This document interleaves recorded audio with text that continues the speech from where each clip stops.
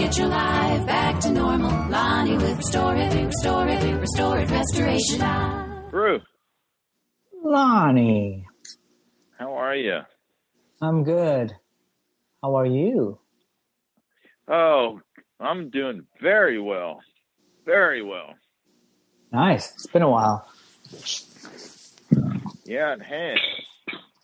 I got a lot of heater, though. Is it freezing where you're at? Yeah, pretty much.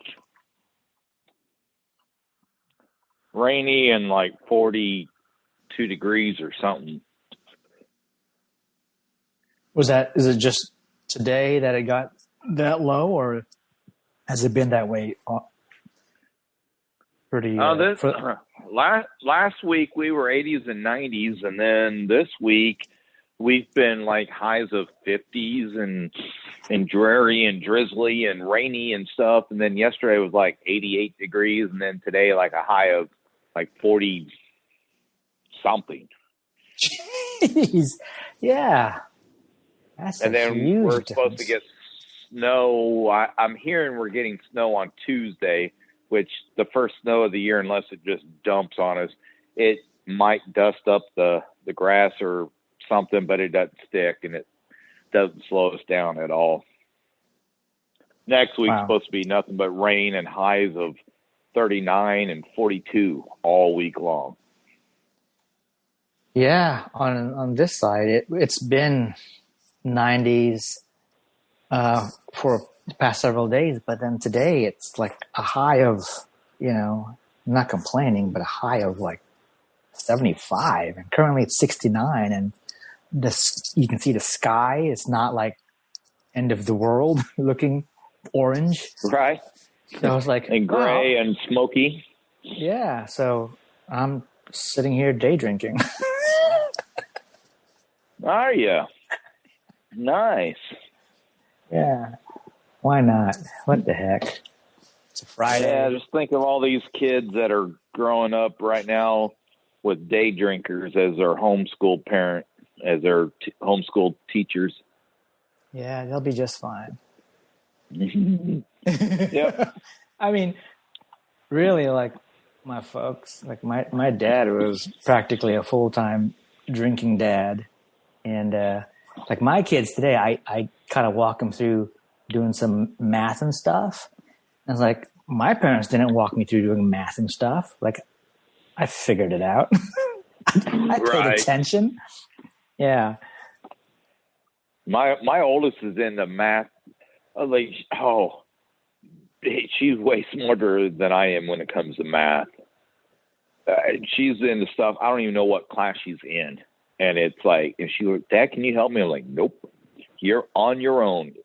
I don't even know. I don't even recognize what she's doing.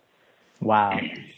But she's also my nerdy daughter that, she's actually taking college courses in high school. She's been in college since her freshman year. She's going to graduate high school with 20 some hours of gen ed, basically. That's fantastic. Congratulations. Yeah. And she's way too smart. That's good. That's really good. And politically minded, and OCD, and a workaholic. and likes to give aspirin and Tylenol and things out to kids in school, right? Who have a bum knee. We're athletes with a bum knee. Yeah, she does have a soft heart, so. Yeah. Well, that's great. Yeah. We ain't there yet, but I'm starting to see how the math is starting to, as the math levels increase as each child increases in grade and stuff. I'm like, I should pay attention because at some point, I need to be able to assist. Yeah. Well, I might. At some point, the oldest will be helping the baby. Yeah, that's what I was hoping, that's what I was going to say. That's actually a good idea. Yeah. Yeah. So before we get started, thanks for getting on that call thing yesterday. And you figured it out sooner than they did. You were like, hey, here's an invite button. I'm like, yeah, that is what it sounds like. And by the way, probably need to do that on the Service Guy podcast Facebook page thing too. I was noticing yesterday that I think you even set that one up, but yeah, I think I have you on as admin as well, but on the business side, definitely I'll send the invite your way so that you can, do what you got to do. Yeah, which is not going to be much, but but yeah, and then they're like, yeah, you can leave Ruel on. I'm like, definitely, because when it gets over my head real fast, I'm like, I ain't going to do this shit. The odds of me doing much of nothing. So yeah, I'm doing some Facebook marketing stuff. Exciting. Yeah. Exciting. So the folks in your neck of the woods are gonna, who get on Facebook, they'll get to see sponsored posts and things of that nature, or ads or whatever. Is that what it is? Yes. Sweet. Carpet cleaning, mold, and water damage, and I might even just for the fun of it, I might even just have them do something about dead animal cleanup. I haven't actually done that in a while. Yeah. Then Facebook can't mess with you because you're actually paying them. They can't be banning you for anything. Well, I stay apolitical on Facebook. Yeah, I try to too. Try to be careful about that. Jeez Louise. Oh yeah. In this day and age, you say the wrong thing that gets taken the wrong way. And I've had carpet cleaning friends in my forum groups that they'll say something in our group thinking that we're just carpet cleaner guys or water guys, and then somebody there'll be a group of them that'll just start attacking that person's business. Wow. And leaving 1-star reviews and just attacking them because they said something that they deemed offensive. And it's like, come on, get over your bad self. Yeah, it's like I know a guy who was talking about how he was going to have a Halloween costume that was, political. We'll just say political, right? Right. And I'm like, that's not a good idea. I didn't say anything, but no. Because there are people out there.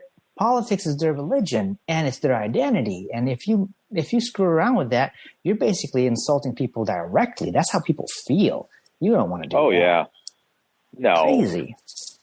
No, and I don't understand the people that take it that serious. Yeah. Well, everyone's different. Take it, they hold on to things closer than others would. And that's okay because that's all right. Yeah, I guess one of your neighbors is a vice presidential candidate, isn't she? I guess so. I guess you'd call her a neighbor. But aren't we all neighbors? Yeah, she's in Lonnie? your area. But she's closer. You could find her house a lot easier than I could. If I was interested. Right. Yeah. I don't get into it. I got friends on both sides and yeah. I have my very strong opinions, but I don't voice them very often. Yeah. Lately, my biggest concerns are things like, did I run out of beer? Wait, do I still have whiskey? Or did I run out of whiskey? But I still got beer. Or if it's like, I don't have beer, I don't have whiskey. But the bake shop has vodka. When you're hiring someone to clean your carpets, you're probably assuming that they're using better equipment and better cleaning solutions than you would. Unfortunately, this is not always the case. Their equipment should heat the water to 200 degrees to ensure that your carpets are not only clean, but disinfected. Next time you hire someone to clean your carpet or tile, ask them how hot their water gets. If they don't know or it's less than 200 degrees, send them back and call me, Lonnie Beecham, with Restore It Restoration. I'll get your carpets done right and your life back to normal. And the vodka is used for when you've got fondant and you're icing over the fondant and you screw up, you could use vodka to actually clean up the mess. Yeah, and smooth out the edges and stuff. Yeah. So those are my big issues. Do I have the right amount of alcohol in place for me to be able to survive the whole work from home and homeschooling situation? Yep. Yeah. That's yeah. Yeah. What they were talking about last night didn't hit me at the kitchen table like Joe Biden kept saying. I watched that debate. Yeah. How long was the debate? I only saw a couple things. 96 minutes. Gotcha. Yeah. And it was a pleasure this time. The last one was like, what on earth? Nobody walked away saying, that's my guy. The last night, everybody walked away saying, that's my guy. That's all I'm going to say about that. But yeah, that's good. That's good. They were both talking to who they were talking to, you know? All and right. It's amazing. Everybody can watch the same debate, and everybody says, oh, my guy won. And the other one said, no, my guy won. Then they got another debate, and, you know, people are fighting over who won the debate. No, they both did their job last night. Cool. Have you done your thing where you get to wear the little sticker that said you did what you were supposed to do as your civic sort of duty? No, not yet. Every day I keep saying I'm going to go absentee vote in person. We could do that. I don't know if we have early voting or not, but a lot of times I'll go do it just to in absentee and just drop it right in the thing right away, and because I don't want to stand in line, and especially now if we're, you know, going to be cold and snowy and wet and rainy and all that. I don't want to stand outside. Yeah, and interface with folks who may have, who may have an opposing view instead of annoy others and things. Well, I can tell you this much: my immediate area, predominantly, we all have the same philosophy. Let's just say. Oh, that's good. You guys are in harmony. Pretty much. That's good. Yeah, I followed my wife's lead and got the mail-in ballot. So then we she did hers separately, and then she's like, "Have you yet?" I'm like, "Oops, I got to get on it."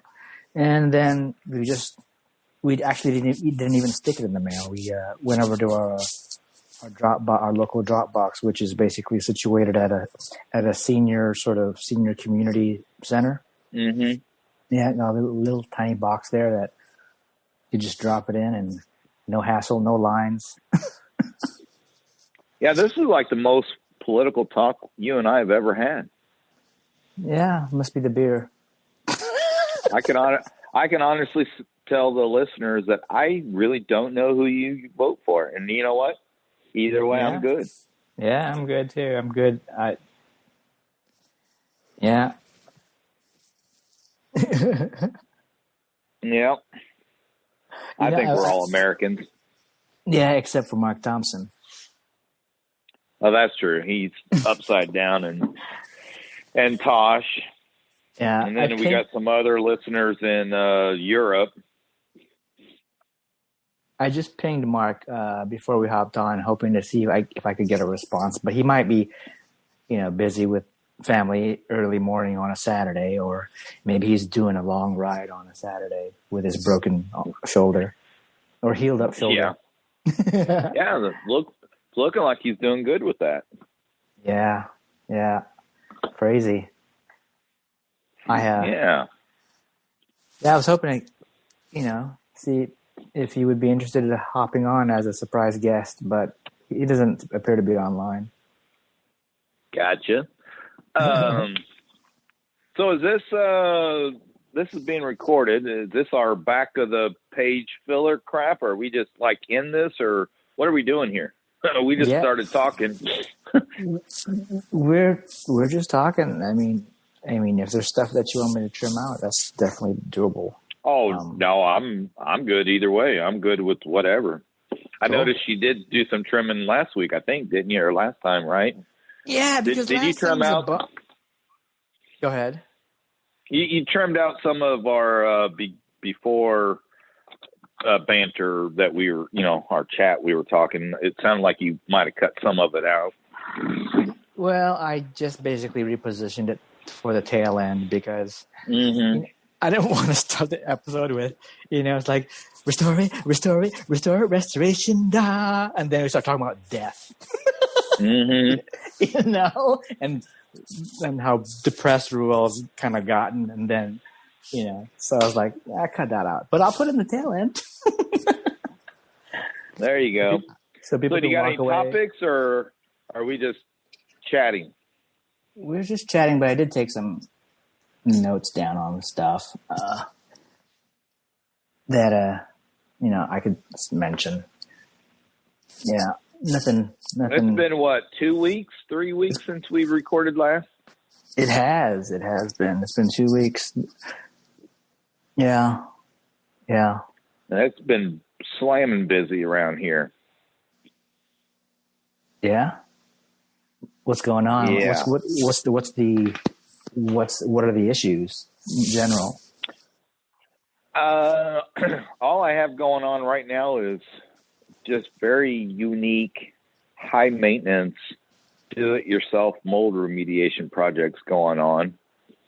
I was able to, I got a phone call this morning from some moving company in Dubuque, Iowa, or somewhere, northeast corner of Iowa, and the moving company got grease all over some guy that moved here in Jeff City's Lazy Boy recliner chair, and I was able to save the day. I mean, that guy was thrilled to death. I was able to get whatever this 2 mysterious grease spots out, so he was way happy. And then the mover company guy, he's going to be real happy because this guy wasn't going to pay him until he either got his chair cleaned or his chair replaced. And so the chair is cleaned and it looks good, and I got photographic evidence to prove that I did my job. And Nice. And yeah. So the movers pay for that mess, or the chair owner? Yeah. Okay. No, the moving company. So, I mean, a few times a year, I'll get a phone call from electrician or plumber or moving company or something that, they got mud or something, on people's furniture or carpet or something. And tradesmen, this guy's out of town, so I just hit him with my minimum charge of $125. Took me all of like 20 minutes to do what I was doing, but I had the drive time and everything else with the guy.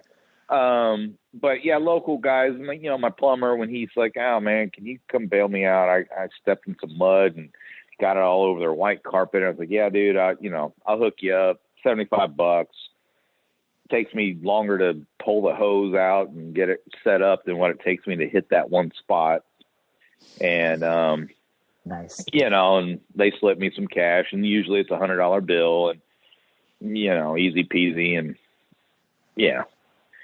Nice. But yeah, so that one was good. But no, I got like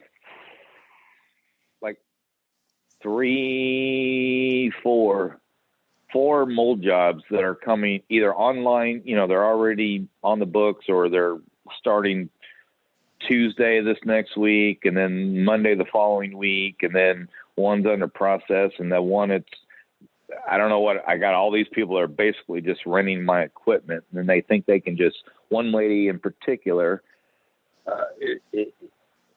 is calling and texting a lot. She's just overthinking it all. Very nice lady. Can't say anything bad about her, but it's like, just you're overthinking it. I've told her that a few times, that you're overthinking this.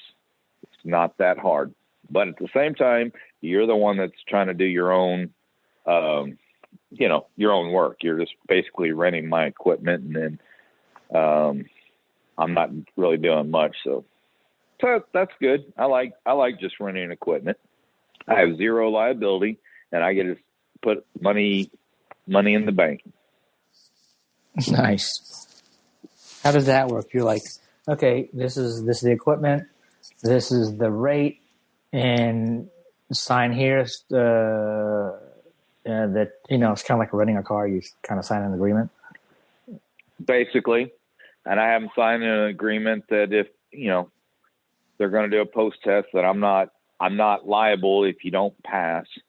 I'm just literally providing you the equipment. They pay me a consultation fee, and they pay me for I have to set up containments and, seal off, different stuff around their house. And We just do it for a fee. And then, if they're going to rip it all out themselves and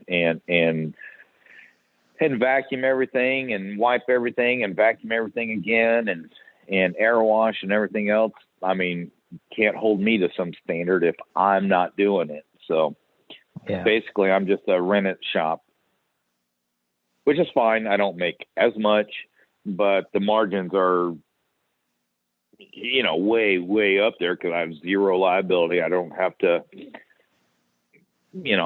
I don't have to do anything but collect a check, basically, and drop it off, set it up, and bring it back home, but no big deal. So as far as the mold remediation activity, is it for this year, because I know every year is different, is it just sort of that time of the year this year where mold is kind of in season? Well, this year, according to the books, I have done a far greater percentage in mold remediation, just from January 1 to what is today, the 24th or no, 22nd? I don't know what today is. October, 23rd. Friday, October something, 23rd. There you go. The biggest slice of the pie has been mold remediations for the whole year. Carpet cleaning has kind of died off. COVID killed my carpet cleaning business, which is fine. I don't do it day in and day out. It's not my main bread and butter, and that's fine. It just is what it is. But yeah, I don't know why this is the year of mold. I haven't looked for a while, but I'm gonna guess 60% of my revenue this year has been mold remediation. So, gotcha. And 40% has been everything from water damage to dead animals to carpet cleaning to upholstery cleaning to pressure washing sidewalks to whatever, Mold is gold. Mm-hmm. That it is. But shh, don't say that. I won't. I had a friend, speaking of dead animal cleanup, I had a friend post on Facebook just a few hours ago. It was basically roadkill, deer. And he was asking the question, how long can it sit and still be edible? You wouldn't happen to know, would you, since you got a, restaurant food sort of background? Well, it all depends on the time of year and the region. So around here, technically, when it's, 30 degrees, it'll sit there for quite a while and still be edible. Your neck of the woods, 75 to 90 degrees, nah, I wouldn't even think about it. I'd be, 3 hours ago. What time is it now? Well, it's like noonish. The roadkill is in Georgia, and right now their temps are 81. There you go. I wouldn't even contemplate that. Unless you happen to watch the whole thing and witness it and picked it up and cleaned it and skinned it and, field dressed it right there and took it home and put it right in the freezer, then you could be all right. It still hasn't taken its last breath. It's just paralyzed and shocked from the impact of the vehicle. There you go. Yeah, and then that's a great time to field dress it and put it out of its misery. Just gut it right there, and I guess there is or was a thing where if you hit an animal, you couldn't claim it, but the person behind you could have claimed it, or something. Have you heard of anything like that? Claimed it on a collision. Yeah, like on your part. Meaning take the roadkill for meat. Like if you hit it, that was an accident. I don't know. I'm not a hunter. I'm around a lot of hunters, and I definitely partake in their bounty. But I don't know about tagging, deer, and every state is different too. So I don't know those details.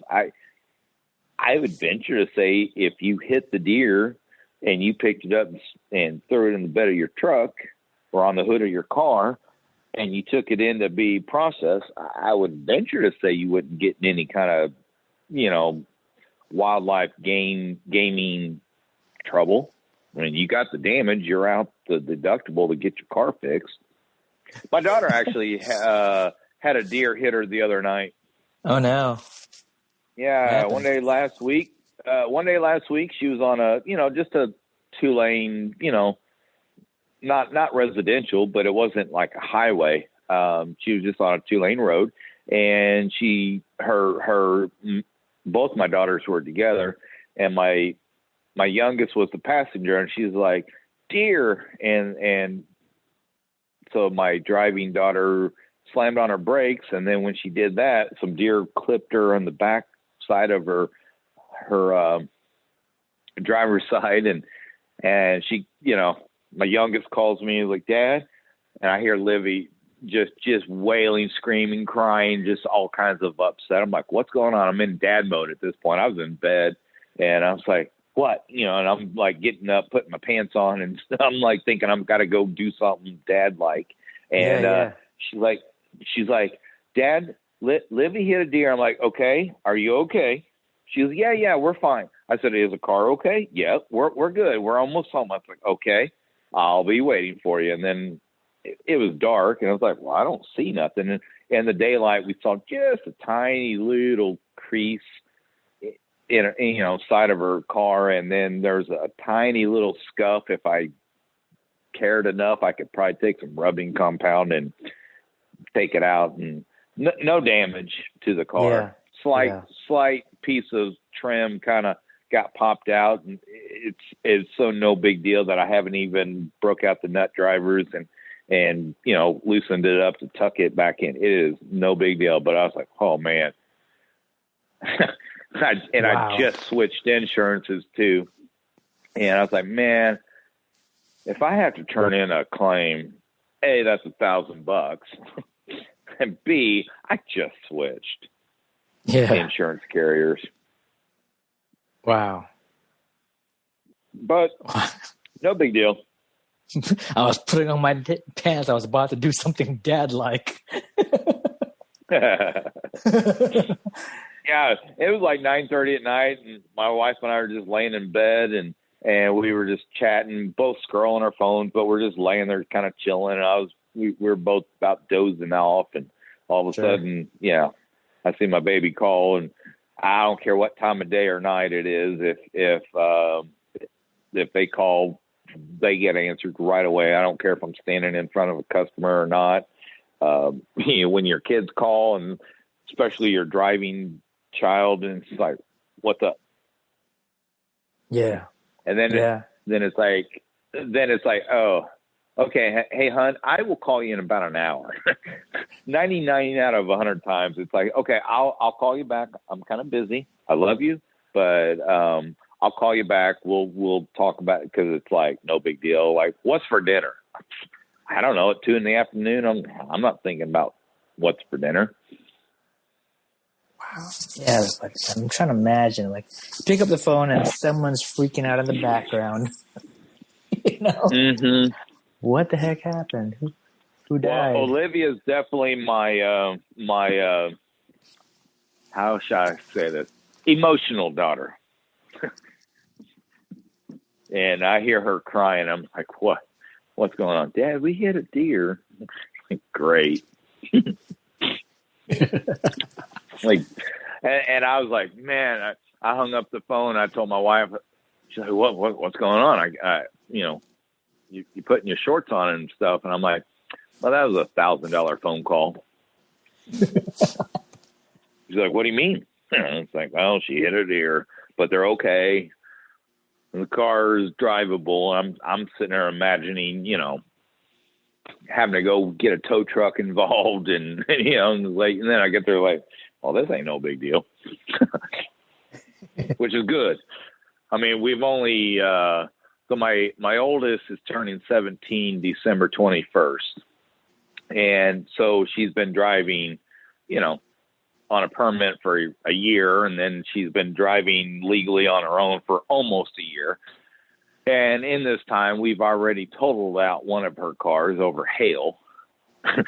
So she's on her second car in a year. And I'm like, man, I'm just like, what? Come on. I really don't want to deal with insurance again. And deductibles and all that. So I'm cruising internet looking for something mold damage related, and I come across this. It looks like a spray they're applying over the inside of under I don't know what you call it. I guess you're in the attic, right? And you're looking below the underside of the roof. And I guess it's got what they're calling here mold stains. And mold stain, okay. Yeah, I don't know what that is, but there's this product that a guy appears to be all dressed up in protective gear, and he's spraying this product. No brushing, no sanding, just spray and watch the mold disappear. Is that a thing? For mold stain remover, yes. What's this product called? RMR Solutions. RMR, okay. 86 yep. Pro, yeah. Well, so there is one company out there that they invented an awesome. I buy it by the case. It's called MMR. Okay. And I don't know what MMR stands for. It is an awesome mold stain remover. And RMR was one of their upper echelon type management people. They stole the secrets to MMR and started their own, broke away, started their own company called RMR. And that's actually, there's some legal stuff going on right there. I've never used RMR myself, but I use MMR. Here we're talking all these letters. It is an awesome mold stain remover. It is bleach based. Uh-huh. Both of them are. They're both bleach based, which is not a proper mold remediation protocol used. We do utilize it at certain times and certain places. It is great for attics, since attics are hard to work in and see and stuff like that. It is a great product for that kind of area. We do neutralize the bleach, sodium hyperchlorite in those products after we use them. And I'm going to let the listeners do their own Googling on how to neutralize sodium hyperchlorite. But yeah, I know of that product, and if it works as good as MMR, it good product for the right situation.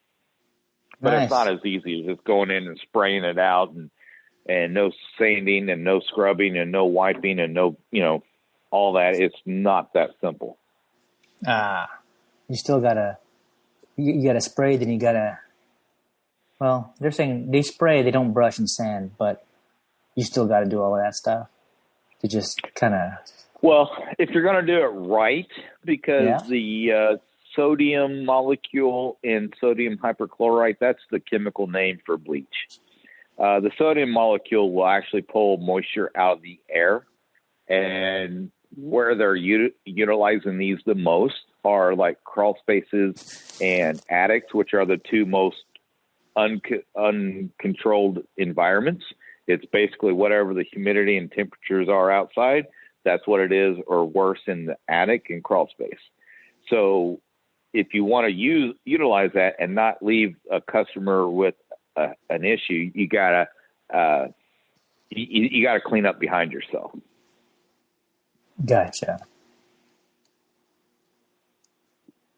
Wow. So yeah, that's it's in the same vein as a great company, and And it might be exactly the same. I know that there's some lawsuits involved. I don't know the outcomes. I don't know what the differences are. My MMR that I use, there's a lot of other stuff in there besides just bleach.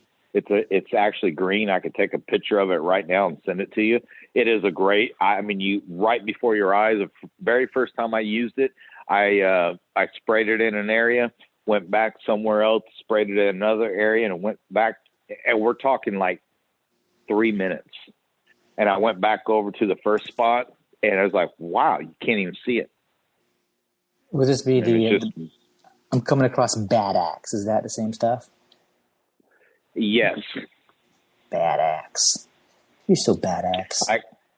I got the T-shirts and the scarves, and they've sent me all kinds of stuff. Nice. Bad Axe. Get a Bad Axe sample kit. What's in their sample kit? Get a gallon how much is that sample kit? It's as low as $20. Retail value in excess of $100. Yep. Cool. You get that Onslaught. Onslaught is my that Bad Axe sells is what I use for my disinfectant. Yeah, stain remover, the Conqueror, the Onslaught disinfectant, the Ravage rinse. Ravage rinse, they actually don't sell anymore. I don't know why they don't sell it anymore, but and I don't know why it's still on their website. But you can't buy Ravage rinse. But all their other products, I use a lot of Bad Axe products. Maybe they just have enough. Maybe they just have enough Ravage rinse just for these sample kits, just to tease you.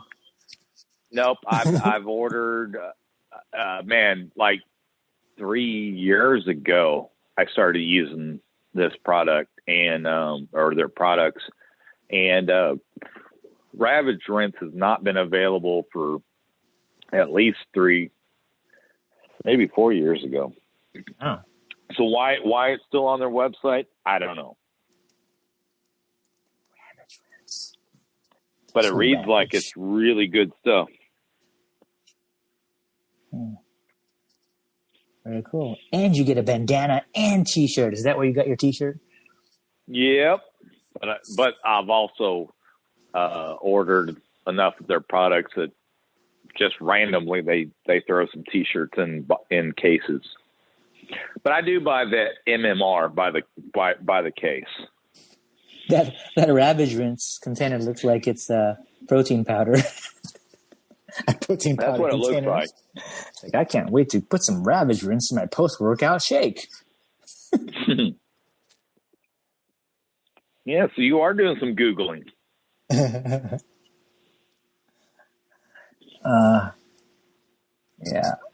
Hey, while you're there, tell me how much it is a case for MMR. A case of MMR. Sure thing. Main menu. MMR. Okay, let's see. If I wanted to buy you, are you going to let me get me into your store, will you?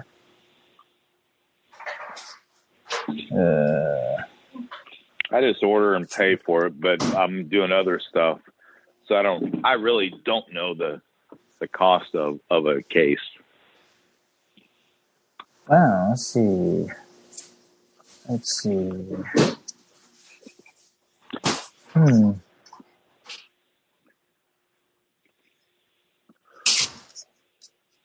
Yeah. MMR mold stain. Someone's got to show me. Looks like you can buy them at your Home Depot too. You can? Is that the same product, or is it a different? Let me see if it's the same brand. No, it's a different brand. Yeah, probably more like Concrobium. Oh, Bad Axe. Actually, search specifically Bad Axe. Well, if you got a search this hard. It ain't that big a deal. Okay, here we go. 30. The Bad X mold stain remover. Is that what you're wanting to know more about? $34.99 for a gallon. Yep. Yeah. So $35 a gallon. Yeah. And it may come with a free T-shirt, depending on how much you buy. Right. So that 1 gallon will do. So for listeners, if I was to spray out your attic, that with this MMR, that 1 gallon will do approximately 150 to 200 square feet. So I have to do calculations and do the math and do the math formulas to figure out, if you got a 512 pitch, a 1012 pitch, what the square footages are and that sort of thing. And then get my rough square footage. And it's not as simple as, I got a 1,800 square foot house on the main level. You got to get up there. And do you know what a 512, 1012, 1412 pitch means? No. That's the steepness of your roof. Okay, I was going to say that the angle of the roof. Yeah. Right. So you got to measure over, or, get 12 feet measured out, and then you measure up from there. So you take a tape measure and you pull 12 feet out, and then you measure up from, your 12-foot horizontal, what is that, the axis, and then measure up from there to the slope, and that'll tell you. So it's 5 feet for every 12 feet. That's not a very steep roof.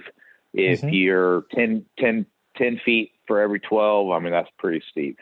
You can walk on a roof up to about a 7 or 8, 12 pitch. You can walk that fairly easy. Anything over 8, you got to do a little bit more climbing, or if you're on the roof, or you start getting 10, 12 and higher, then you need to do a safety harness and tie off, and do fall protections. And you always need to do some fall protection. But a 512 pitch is very, very easily walkable. You could put your 6-year-old daughter up there and she could walk that 512 pitch, no problem. So anyway, I have to go up there and figure out what your slope is, figure out what your square footage is, and then take that big number and then divide it by 200. And then, then so I don't know, I'm going to let you in on a little secret. I don't really pay the $35. Contractor pricing, I pay some less, but anyway, not a whole bunch less. So then for just my figuring of your of your mold situation, if I was to utilize that product, then you take your however many square feet of attic space, divide that by 200. That tells me how many cases I need to buy.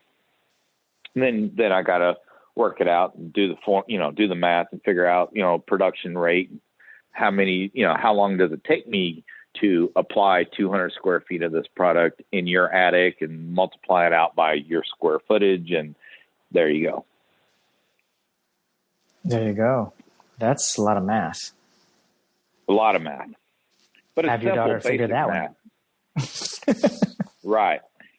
But that's your A squared plus B squared equals C squared. That's all pretty easy. Once you, I got about 5 formulas that I deal with all the time. And most of it's on an app anyway. I can measure out, once I figure out what your pitch is, and I can look at it and say, oh, it's a 5 or 612 or no, it's a 10 or whatever. You get 1412, that's almost vertical A-frame up and almost straight up and down. So then that's not walkable. Yeah, you can't leave your 5-year-old up there and to hopscotch. Play marbles. Yep. So who would have thought a little simple thing talking about MMR and asking about the product price of it. Yeah. Turns into a conversation. It turned into a math class. Right. And by the way, the A squared, B squared equals C squared is a Pythagorean. How do you say that? Pythagorean theorem. And that's actually figuring more your gable ends of your house. Basically figuring the square footages of a triangle is what that is. Gotcha. Yep. But then to figure out your square footage of your attic, I have to figure out measure out your footprint of your house. Say it's 27 foot by 27 foot. That was the outside dimension of my old house before I moved. And then you got to get up and kind of eyeball or measure and you learn this, but you got to figure out what your soffit overhangs are. They're generally either 2 foot, 3 foot, or 4 foot. So you can kind of eyeball how far out it is. And then porches are a little different, but they're not insulated and you can climb up above the porch pretty easy. And, but yeah, so I take your, square footage of the outside of your house, figure out what the overhang is. Then I go upstairs, see what the peak is inside the attic, from the center to the very peak, and then do the math, calculate it out. There it is. Your 1,500 square foot rancher could have 8,000, 12,000 square feet of attic space upstairs, and then you do your math backwards and figure out that your product is only going to cover 200 square feet. And you buy more than what you think because things just happen. And there you go. So to use this product, it's treating mold stains. So is that because the mold was just enough to stain the attic, but not necessarily deem needing to replace the whole interior, walls and whatnot? Is that what this is for? So mold is, it's in nature, it's breaking organic matter back down into just your basic molecules. Okay. Mold is eating on anything organic. So and the color of mold doesn't tell me much of nothing. The black mold that you Google and read about can be blue, white, brown, gray, green, black, pink. So it can be a broad spectrum of colors, right? Yeah. But sometimes, if it's been going on long enough, the root systems of mold can embed into the wood framing so deep that we can HEPA vacuum it off, we can wipe it down, we can vacuum it again, we can hit it with every cleaner, and it'll still have a stain. So that's where a product like this comes in handy. Is people, when they spend $5 to $15 a square foot to get rid of mold, and at the end of the day, we tear them all apart. We collect a big old check, and they go downstairs and they see all this dark staining. Then it's unsightly. This product's more cosmetic. It's not a one and done, end all be all product for mold remediation. Now they will sell it like that, and homeowners can do Google searches. You found it on Google. You can order from Bad Axe just like I can. And, you can have a case of it shipped to you at $35 a case or $35 a gallon, 4 gallons to a case. You're going to be spending, what is that? $150 for a case, let's say. And then you got shipping and everything else involved. So, and a case is going to get you about 800 square feet. So, but they'll sell it as an end all be all, one and done. Here you go. But that's not That's not the realistic. case. Right. Yeah, we do utilize it for a cosmetic situation. So, and generally, I mean, I've had some customers are like, no, I'm not doing all the testing. I'm not doing all that. I just want to make it look good. You know, how much is it? Well, okay. And I have to go up in your attic just because I got to measure this kind of stuff anyway. I can't just drive by and it's like, oh, that's a 612 pitch. I can see that from the road. I can tell you what your roof pitch is pretty close enough for me to give you a bid, but I got to get up there. I got to see how big is the scuttle hole to get into your attic. Is it a nice pull down stairs that, you know, you just walk right up and you got a 2 foot by, 4 foot opening up there? Or is it a, 18-inch square hole that you got to like muscle and squeeze and fast for a week and, just get up in there? And I mean, all that plays into my pricing. Then I get up there and do you have duct work up there? Do you have a furnace system up there? How high is the ridge vent from the center of your house? How accessible is it? What kind of, are your trusses on 16-inch centers or 24-inch centers? 24-inch centers are just a pain to work in. And actually, a couple of weeks ago, I put my hand in through a ceiling. I was working on in an attic, and and it was a 24-inch center, and just that whole thing. Just I hated that job. Paid very well, but yeah. So so there's a lot of variables. Are all your plumbing pipes up in your attic? Are all your electrical lines up there? That all plays into it. If I have a high risk of getting shocked, then obviously I'm going to charge you more for that because I have to take extra steps to protect that. Sometimes I got to get an electrician involved to make sure that, pay him to get up there and safely, deaden off everything, make sure that, I'm dragging my metal hoses up through there to spray stuff out, or vacuum or crawl over it, put boards over it. I don't want to get shocked.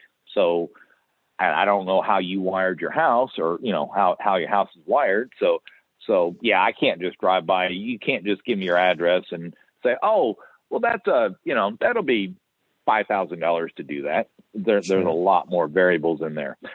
You also have differences between trusses and rafters, and how it's all framed. Is it stick built framed? Is it manufactured? I mean, can I reasonably crawl through your attic and drag equipment and mend through there relatively easy? If so, then obviously I don't have to charge you as much. But if every step I take is a hurdle and I got to like step over cross members and, support beams and stuff like that just to drag through there, then obviously it's going to take longer. I got to do more, steps to safely crawl through there and not put my hand through your ceiling like I did my other customer up north. Yeah. Wow. So yeah, every structure is different, and totally. So you've got, I know, skimming through the site, the Bad Axe site, and so the other alternatives are the dry ice, wire brushing, and soda blasting. So, yep, that's done it all.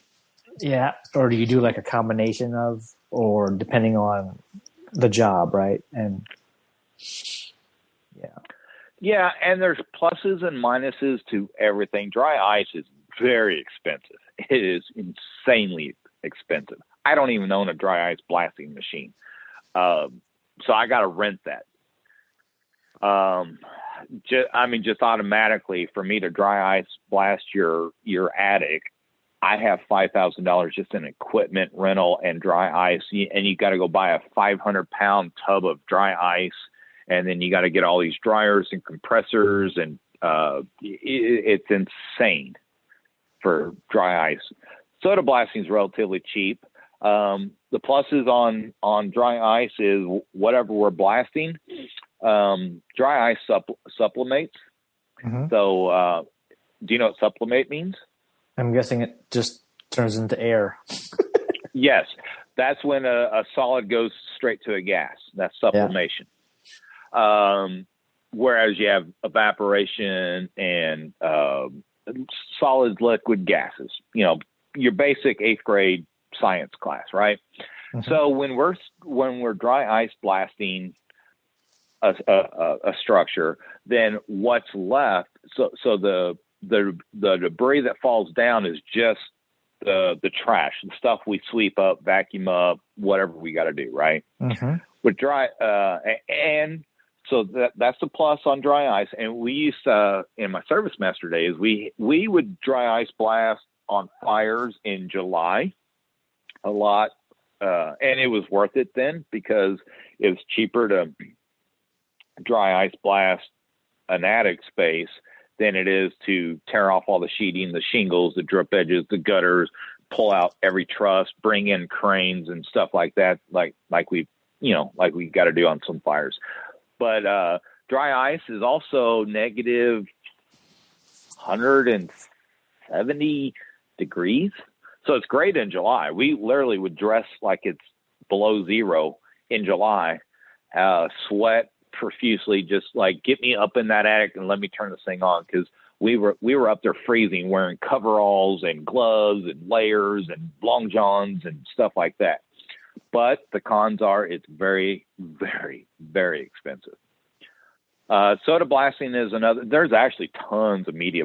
This is called media blasting. Dry ice, soda blasting, which is baking soda, and compressed air, walnut shells, corn cobs, glass, sponge, sand blasting, sponges. What else? Glass.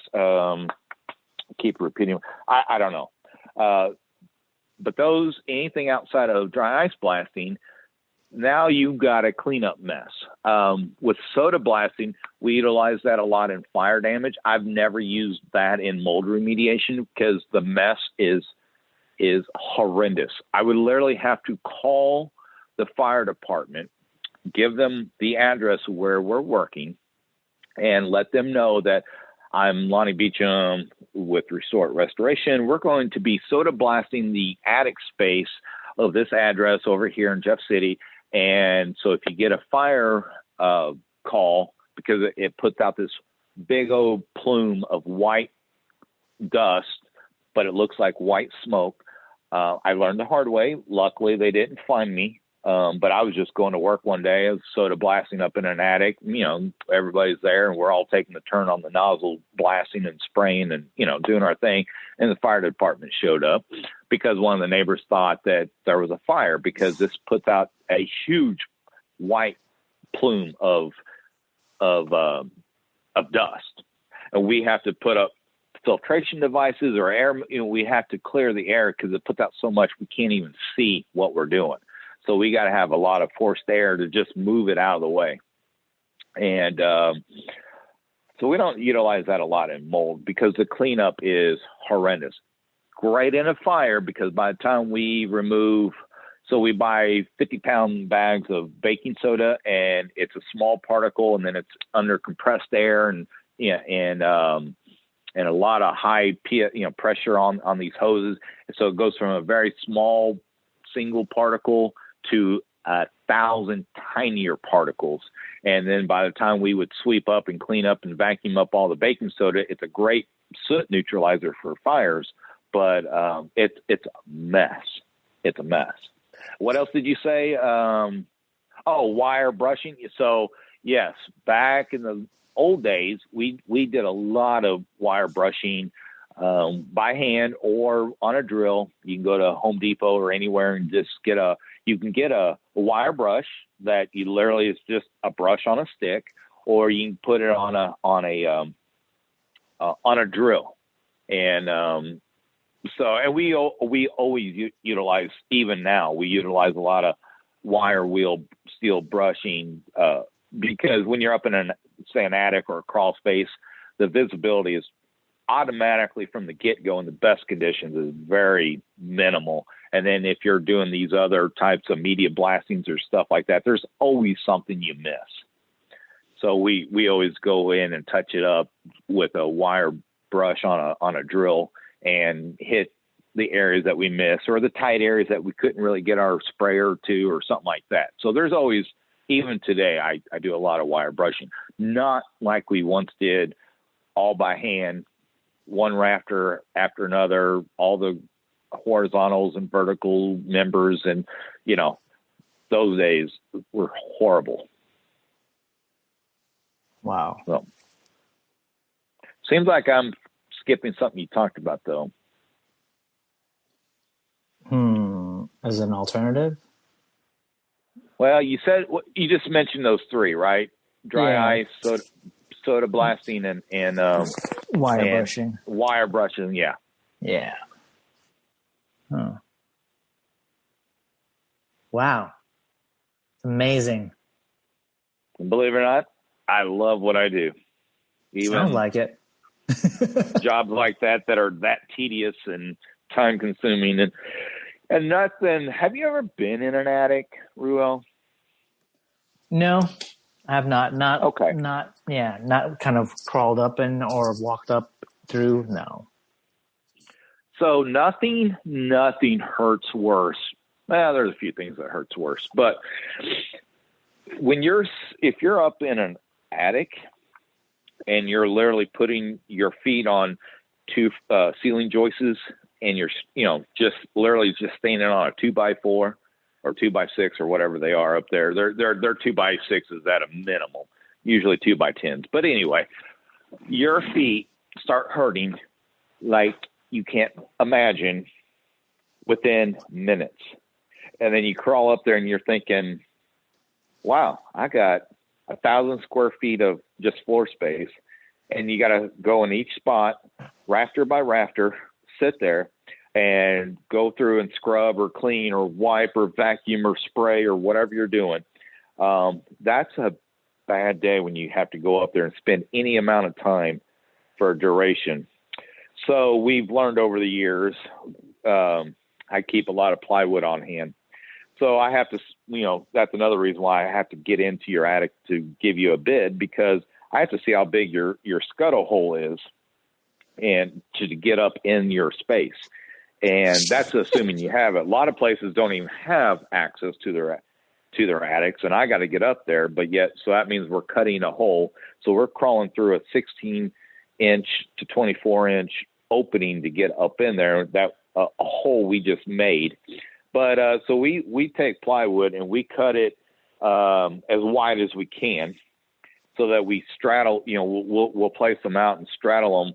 And that's why it's important to know if we're 16-inch centers or 24-inch centers, because that tells me what I have to bring up there, because I have to build platforms to set equipment to, and we'll take a minimum of 3 pieces of plywood up there at a minimum, and we're always moving them around, leapfrogging them, sliding them around, so we have a platform to kneel and sit or lay on or whatever to get up into your tight soffits or the eaves of your house and stuff like that.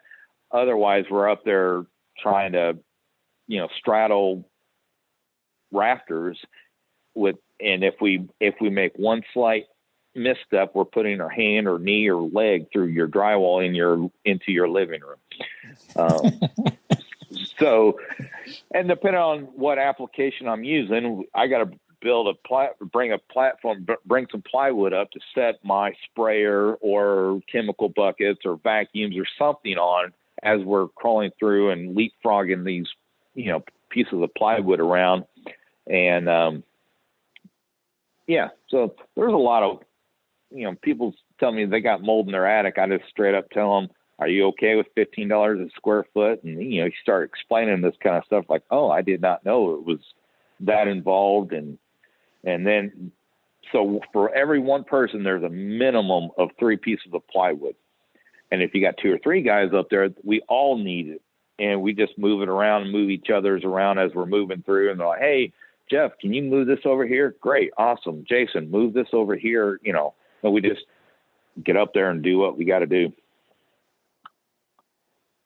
Yes, thinking about it, I did spend a little bit of time in the attic at a former place. Had to we had the furnace up there. I think it was the furnace. Yeah, and that's common. Horrible idea, but common.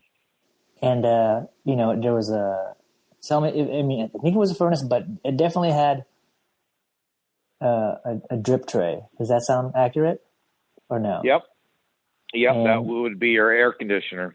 Yeah, so it was tied to the AC somehow, and the drip tray had it drained off this pipe that went out to the exterior of the structure, but that actual drain pipe had a bit of an incline, like on the first third of the stretch of pipe, and it's like so all of the water just accumulated in the tray and spilled over, and it made its way through the ceiling. Yep, all day, every day. I was like, who the heck? I mean, was it designed this way, or did the building shift because of the earth shifting, and now it makes no sense why this thing has elevation, So I had to go up and cut up the pipe and make some adjustments, modifications, so that the thing would drain. Yep, it's a horrible, horrible design. But it happens all the time. Some regions are worse than others. It makes zero sense to me why. I don't know why people.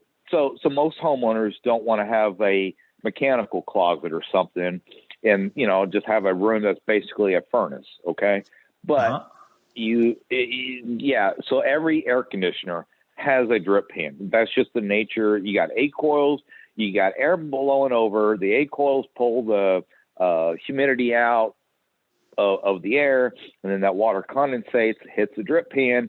If you go wherever your furnace system's at, you have a clear, a white pipe coming out of it, going to a floor drain or somewhere. Okay, we all do, every one of us. And so you go throw it up in the attic. Well, then now that puts the homeowner going up there every so often to change out their air filter. And they're usually up there, or it's an unsightly, horrible, nasty-looking filter system in your ceiling or at the base of a wall. That's not a good place. But what do you do? Because most people don't want to go up in their attics to change out their furnace filters. But we all have to change them every 1 to 3 months, depending on what you have, or wash them out if they're reusable. Then if it's up in the attic, the drip pan is always underneath the unit. They're usually laying sideways, horizontal, and the drip pan's underneath one side.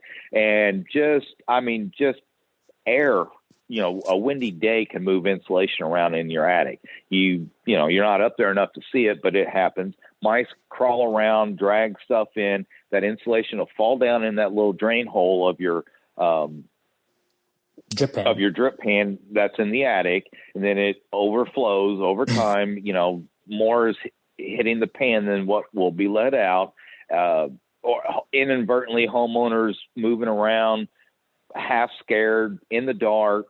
They don't even see it. They'll kick something in it. They don't know what they're doing. They don't. Oh well, if I got insulation in there, big deal. It's just a pan sitting there. Well, all that water, all that insulation eventually ends up in that drip pan drain tube area.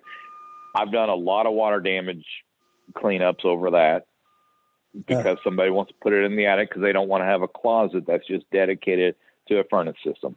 But what do you do? Wow. Now, I will tell you, there are some houses that are large enough that they have 2 zones or 3 zones of AC. If you got a big cut up house and you're hot and humid enough, you'll probably have 2 or 3 condensing units outside. That tells me, if I'm driving by, that you have 2 zones in your house or two furnace systems, and tight. Putting that on your floor space upstairs, it does take up real estate. That could be a linen closet, could be a bathroom, or it could be something. So a lot of people just put it up in the attic because it is kind of cheaper. You just run your ductwork across the rafters upstairs, which also plays into my bids. If I got to climb over all your ductwork that's 2 foot wide, do you know what it's like to straddle a ductwork that's 2 foot wide up in a tight space, and you're doing belly crawls over it and not crushing the ductwork or stepping on the flex duct or anything else like that? Horrible design to put a furnace system up in your attic. That's or crawl space. Kids. That's why you hire kids, right? To have them go through those little crawl. Those. Mm-hmm. Oh my! Wow. Yes, sir. Good talk. Yeah. Is it time for you to go back to work? Just about. I did. I did remember I had a couple of valves under the toilet tanks replaced. Because did you do it or did you hire it? No, I had someone else do it, and so what happened was, okay, replace this one because it's not even. You can turn the thing off, but it doesn't do anything. You turn the thing clockwise. It's a little valve under the tank.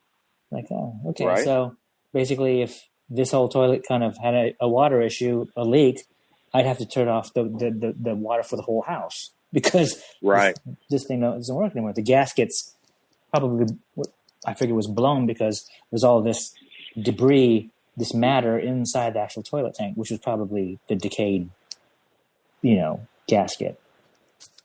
Something like that. That's my thought. So anyways, I needed that replaced. And then I was like, replace this other one too in the master bath, because last time I checked, when I shut off the water before I went out on a short trip, I realized that when it was on a shut off position, it actually had a slow drip. So I was like, yeah, well, that's not good either. So I had those two replaced and everything was good. And then it must have been like a couple weeks past, and I'm like, damn it, why is my grass looking awful? Is it like all of just enough forest fire ash that had fallen onto the ground to disturb, the grass growth? I don't know. What is it? So then I figured I'm going to just manually trigger the sprinklers and get some extra watering in place. And I realized nothing's popping out of the sprinklers. What the heck's going on? And after a while, I learned that there were two valves that were shut off during the toilet valve replacements. And I was, and the one that was still shut off actually fed the sprinkler system. So I was like, oh, I had about almost 2 weeks of no watering going on. There you go. So, but I, it took a while for me to figure that out. I was thinking, looking at the sprinkler controls and solenoid thingies and playing around with the unplugging and resetting controllers and things. I was like, what the heck? And so, and I mean, needless to say, I'm not a service guy, but I did feel a little proud to figure that thing out and finally get my grasp. Feels good, doesn't it? Yeah, it does. Well, I tell you what, speaking of sprinklers, I kick myself all the time for not just investing in a sprinkler system for my house, my new house that I just moved into in July. Okay. We just got grass planted up. Well, my builder, when we built the house, we had it in escrow and stuff. He was coming back in sometime in September to plant my yard. Okay. It's been about right at a month. And when you get new grass, you got to move, you got to water your yard. Well, I have a half acre now, and it takes me about 2 hours every morning to go out and water the yard and move it around every 15, 20 minutes. And I only have so much pressure. I can't just go buy 8 sprinklers and run them all. I only have so much pressure. And, oh, man. But I was like, when we were looking at, we talked about putting sprinkler in. It's like, it was like $4,000 or $5,000 to put a sprinkler in it. And I so wished I would have just done it. I did have the forethought. I went ahead and had, under the approach of the driveway, I did have them run some conduit. Yeah. To, if I ever decide to put a sprinkler in or run some outdoor lighting or something, I just got to dig out a little bit to find my hole and shove wire or pipe through there. So I had them do that, but man, I wish so bad I would have just had somebody just put in a sprinkler and just set the timer and just go off whenever. Even though I'm up early, I really don't want to go out in my shorts and put on my rubber boots and go walking through straw and baby grass and moving sprinklers around. And when it's dark, and then, the sprinkler always catches you in the face and or sprays your back, or it's like, gee whiz, every morning I'm out there just moving it around, and it just drives me insane. So I've already decided that I think I'm going to actually invest in a sprinkler system this next spring or summer or fall. Cool. Exciting. Just have it zoned out where this patch turns on at 4 and that one turns on at 4:30 or whatever it is. But then that comes with a maintenance nightmare. The sprinkler heads always get hit by the mower. One gets stuck with, dirt and sand or gravel or something. Then you hit it with the mower. Then you got to pay the company to come out and blow the lines out for the winter. And then you got to pay them to set it back up. And I'm also the type though, that it's like, I'll just go buy me an air compressor and I'll blow my own lines out. But still, there's always a maintenance issue, and you got to get the company out because one sprinkler gets cockeyed and it just shoots across your street or your neighbor's yard or, everywhere else, but where you're paying for it to go. And so that's what it's like, man, $4,000 or $5,000. And then I got just an ongoing maintenance issue. It's like, I don't want to deal with that. Well, now, however many hundreds of dollars later, buying all these 100-foot hoses and all these tripod sprinklers that'll do 90-foot radiuses. And it's like, gee whiz, I'm just out there every day, just moving water around. I have a back drip line.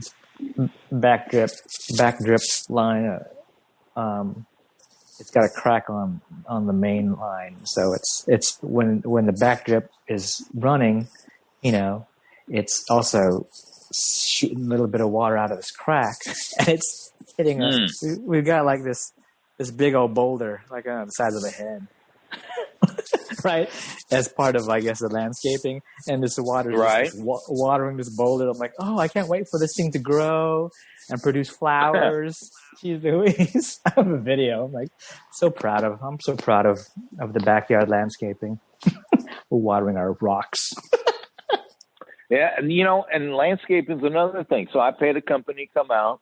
When you build a brand new house, it's just raw dirt, right? No landscaping, no flowers, no flower beds, no trees, no shrubs, no nothing, right? So I pay a company to come out, give me a 5-year plan. I mean, I can do it all right now, or little by little, plant this tree, plant this shrub, do the flower. I have no flower beds right now.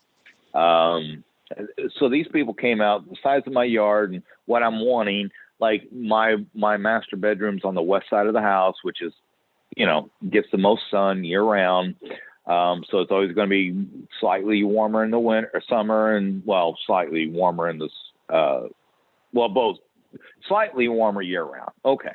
Well, so I'm wanting some trees. Well, I want a fast growing tree that's strong enough to withhold wind, that won't, break off limbs every time, a 20-mile-an-hour wind hits. So I haven't gotten there yet. I haven't figured out what that perfect magic tree is. Somebody told me I need to plant some spruce, something or other. It gets to be 100 foot tall. I'm like, well, that'd look real stupid. And they're like, well, it'll take 100 years to grow 100 feet. But I'm like, well, still in 30, 40 years, and this thing's 40 feet tall.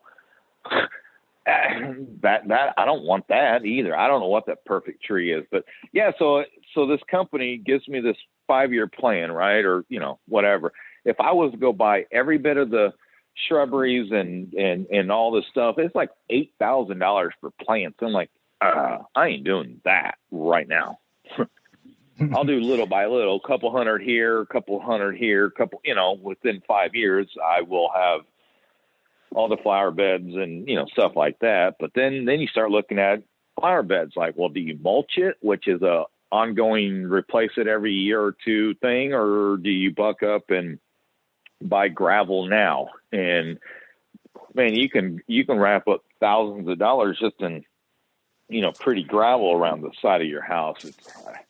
These are the things people don't think about when they're building the house. Is like, wow, I'd like to have some plants and some flowers or something, but then you got to put in the edging. Do you do natural stone, or do you do the cheap black plastic, edger thing, and there's everything in between. Do you do pavers, or do you, it's like, wow, It just never stops. Yeah. The edging, then like the edging here, it's like the bended wood and plastic and stuff. And yeah, it just then it deteriorates and it comes apart. Right. And do you do treated lumber that's, outdoor edging stuff, which, like you said, every few years you got to replace it? Or do you all have, I hate this look. Some people will take railroad ties and make retaining walls and edges with that. It's like, that's just nasty. It's just black, tarry, nasty, just gross wood that eventually rots out and you got to replace it. I don't know. These are all the things I look at as I'm standing out there at 5 o'clock in the morning, moving my sprinklers around. Like, I'd like to have and I got, enough slope on the sides of my house. I need to build some terraces in just so it doesn't just totally run down. And yeah, eventually we'll get there, but we moved in July 11th. And what'd you say today is the 23rd of October? So yeah, I've lived there, 3 months? 3 months. And you're spending $5,000 worth of labor to water your own grass. Oh, yeah. Yep. Yeah, I'm so sorry. But come spring, time to celebrate.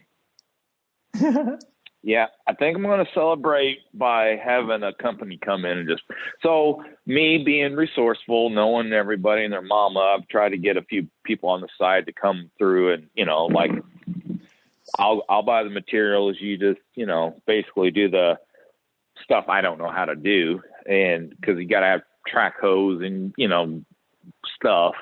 Well, I've had 3 guys out. None of them's giving me a price. I was like, you give me a price of your labor and you tell me how many linear feet of PVC to pipe or to buy. And I know how to weld PVC.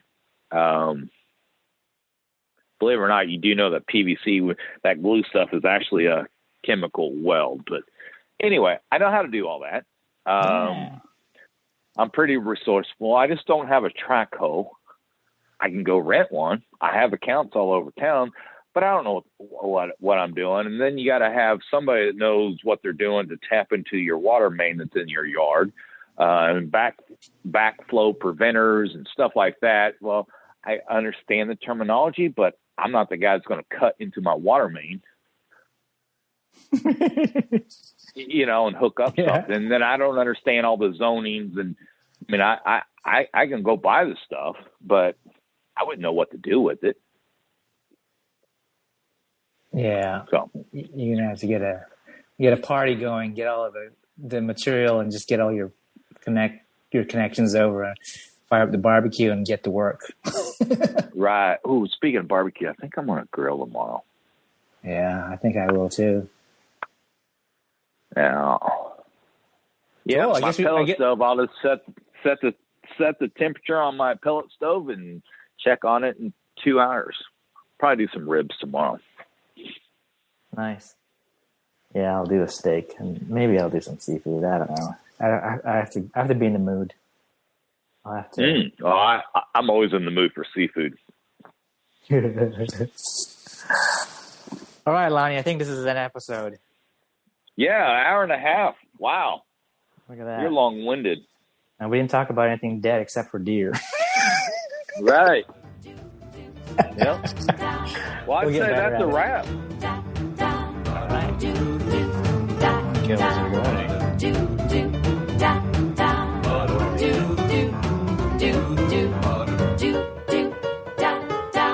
They'll get your life back to normal. Lonnie with Restore It, Restoration.